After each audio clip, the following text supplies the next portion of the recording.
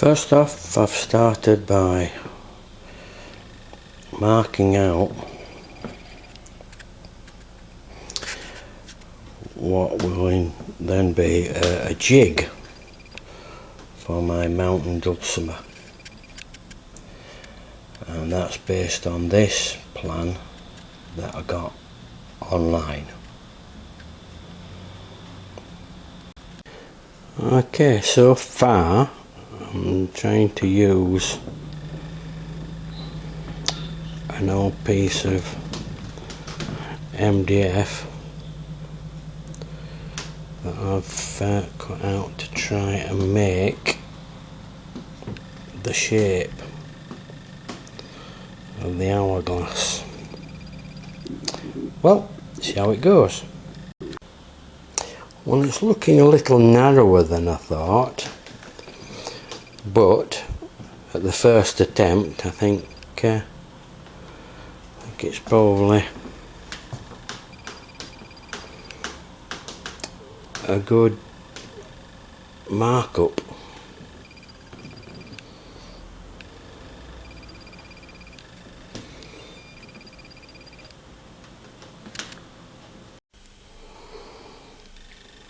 Okay, here we go now. It's cutting time for the template.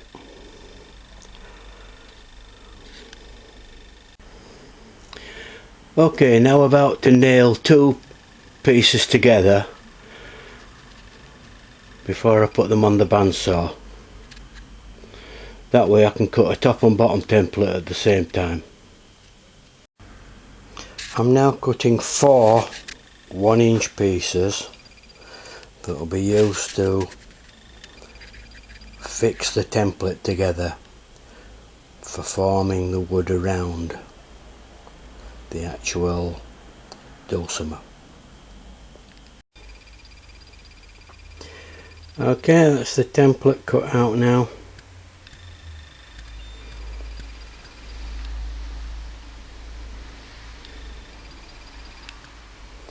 As you can see, I nailed 2 together just temporarily so I could cut both at the same time, top and bottom,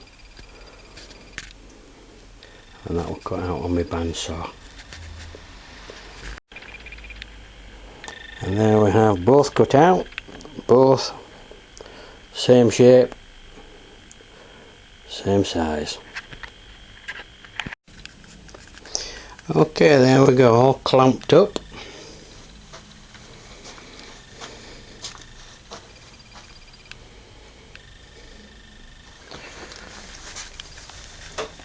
With little stoppers between there to give me enough height to bend the sides around. That's all this template's going to be used for. Here we have another template made now, ready for the teardrop dulcimer. This, as I said, is just really for bending the sides round to give the sides some shape.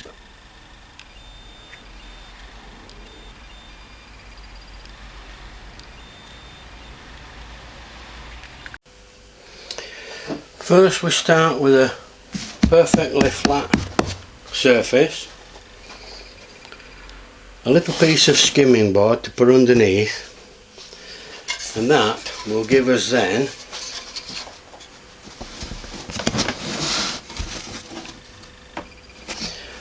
a little gap underneath, which will then allow for the side to go on and be bent into shape. That's the theory. So what we shall do now is we shall get some steam going and get some clamps. Right, what I'm hoping to do now is, now that I've got the first clamp on, and that's what I'm going to use, just a common old garden, really a cooker steamer cleaner. From that I'm hoping to use the nozzle inside of there,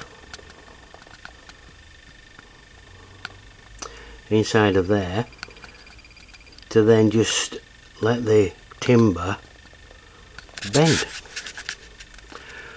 So let's see how we go from this.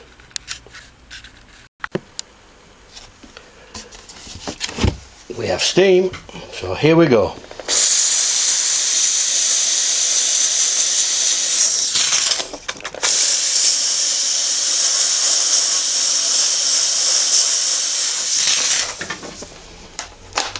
A little tweak. Steam again.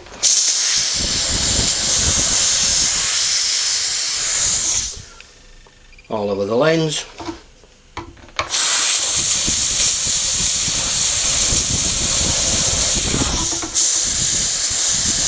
All to good effect, no doubt.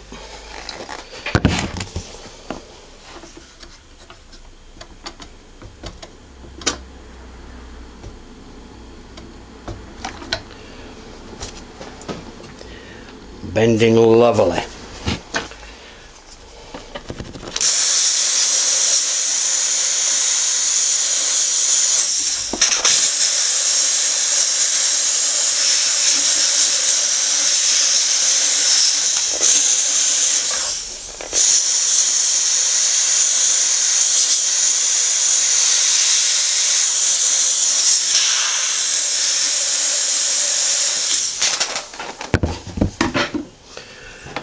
Another clamp.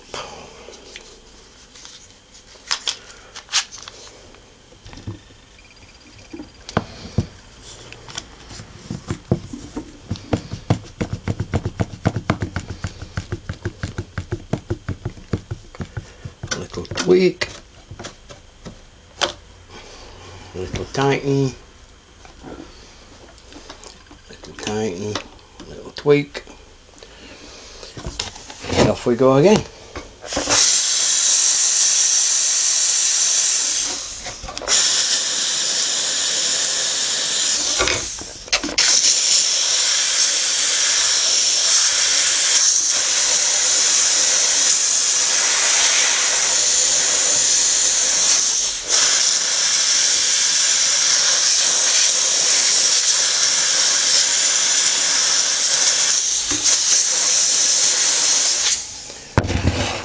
Another little tighten. Beautiful. Little tweak on that one. Little tweak on that one, and then back to the other side. Of course, never having tried anything like this before,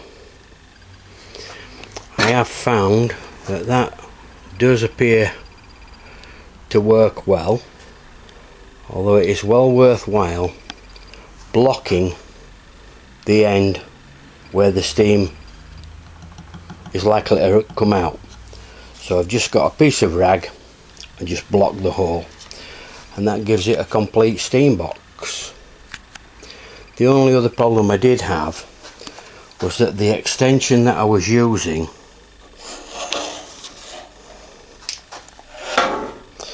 to get the pipe to go inside the block actually overheated and came apart. So that's one thing to bear in mind. I did find it easy enough though to use it like that, blocking up the far end and just squirting it in like that, and then just going around tightening and tweaking as and when you feel it's necessary. And then the next thing is to probably leave it 24 hours. 24 hours later we have the bits taking shape. As you can see, not fully to shape, But what I'm going to do is leave it at the moment and just proceed and see what happens.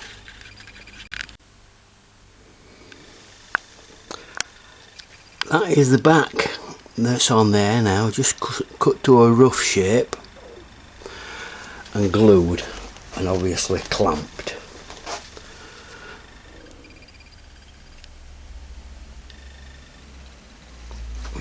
Give that 28, maybe 48 hours, and then that's ready to come off of there. I now have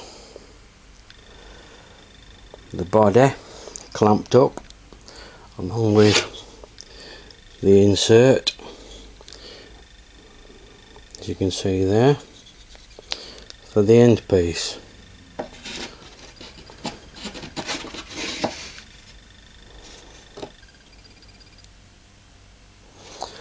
I also have the top cut out, ready. Fretboard is now cut out. That's the top there, and a little bit of a doodle on there to see what we can do about a headstock. That's the tailpiece in place, and now I'm working on the headstock. I haven't fully made my mind up yet, but I've left plenty of timber on it just to decide at a later stage how it's going to be. Well, definitely taking shape. Getting ever closer now. We've managed to scroll saw the headstock. Just a point to bear in mind that there I've had to put a piece in to make sure that when that's like that, in that position, when you drill, you're drilling square and not, if it was in that position, where you'd be drilling at an angle, because that's lower down and not square. That is square. And all I've done is just put a wedge into there, which was a wedge that came off. All beginning to take shape now. I've put the templates on. This dulcimer is going to be called the Gambler. I've drilled partially through the holes for the diamonds, hearts and spades and clubs. Next, fret saw.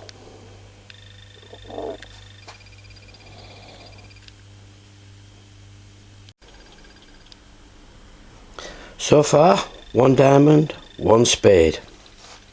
The rest of the deck to go. See you soon. Here we have it now, rough cut with the patterns ready to go now, and I'll use a little Dremel multi-tool to just finish it off and smooth it all out. The headstock's now shaped and clamped into place, and then the rest of it is beginning to take shape. There's the head.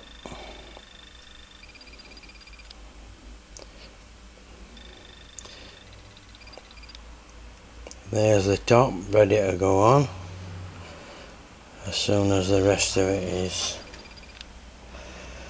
glued satisfactorily into place. The Gambler. Clamped and glued either end now.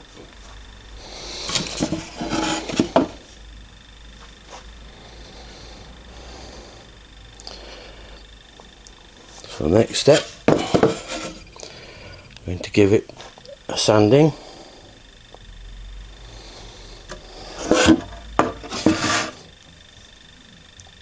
before sorting out any of the next jobs I'm going to do. Now the top's clamped on.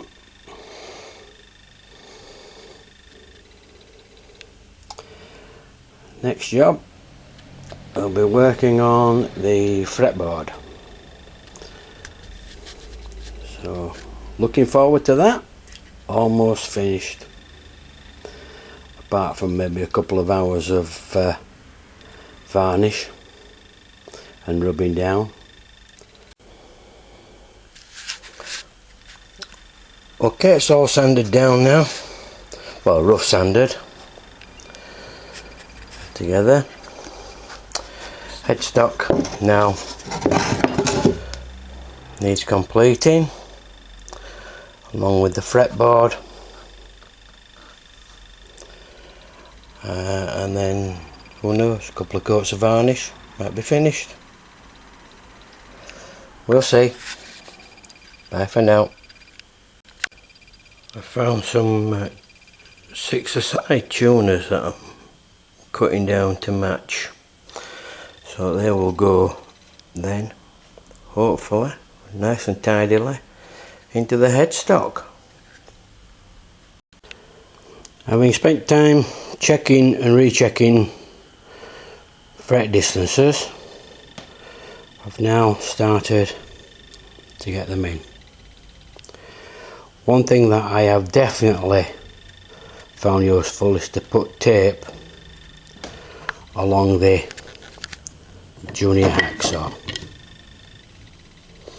Now I've actually got it on both sides there, so it doesn't matter what side I look at it with, it should be right, and they do seem to be fitting fine. No glue, just tapped in.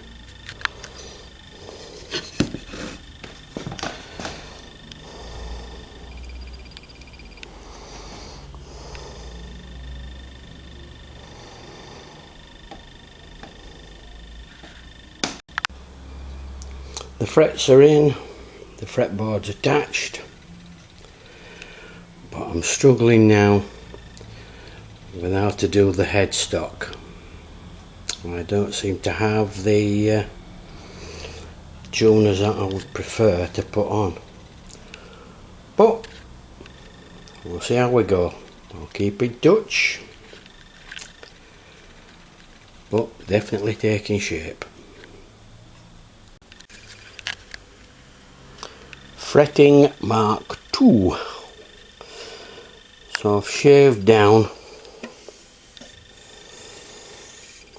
the fretboard there to allow this nice piece here to go on separately, because I did find with the other it did make it too thick, but putting this on separately I should now be able to organise it better. We shall see. Now this might make sense to some people, but it certainly didn't to me. I thought it was a good idea at the time, and what I used was the wooden mallet, thinking I could flatten the frets in one fell swoop, but then guess what happened? Because it doesn't hit squarely onto the fret, it wobbles over. I don't know if you can see this or not, but the edge of the mallet went and put indentations into the fretboard. So although it's done, I won't be using this one. See there, look. So I finished up with the mallet after that, with the wooden, with the rubber mallet after that. So lesson learned. Well, I'm becoming more and more pleased the more I do. The fretboard's on, the frets are in, the strum hollows there. Some of the shaping's been done towards the back end now. And no, The gambler's coming on very well. Headstock. Oh dear. This is going to be the one. I made a mistake there, but I'm going to have to sort it out. Headstock now taking shape with tuners that will probably go like that. Still not sure yet, but each day brings new ideas, so we shall see. But definitely taking shape. There she is, all strung up and ready to play. The gambler. All made from offcuts of timber, old tuners, the frets I did have to buy. But as soon as I find someone who knows how to play one of these, or even if I find someone who knows what one of these is, we'll get it played and put on YouTube. Thanks for watching. It's been a good project. Thanks for watching. It's been a good project.